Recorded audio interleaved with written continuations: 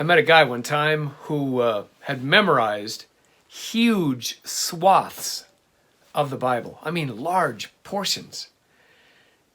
He was also one of the meanest people I ever met. He had no friends. He was a social isolate. Really wasn't a great example of what you would hope memorizing the scripture would create out of somebody. But you know, when I was just started going to church, I was in my late teens, early 20s.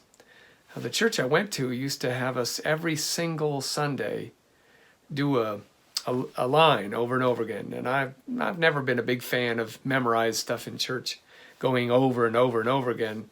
But this guy, this pastor, would have us say, love the Lord your God with all your heart, with all your soul, with all your mind, with all your strength.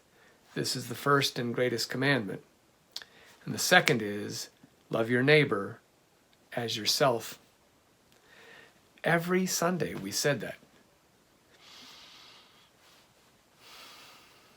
You know, maybe that line, you can find it, a version of it in Luke chapter 10. You can find a version of it in Matthew chapter 22.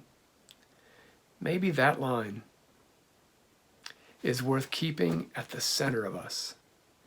You'll notice in Luke 10 that that's really in a discussion about how to interpret the Hebrew Scriptures, which Jesus read faithfully and joyfully. But he did know it had to be heard in terms of love, or else it would not be interpreted well.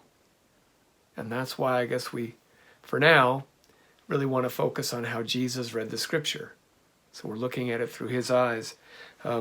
That's the parable of the Good Samaritan. Starts in Luke chapter 10, verse 25. God bless you. You are love first.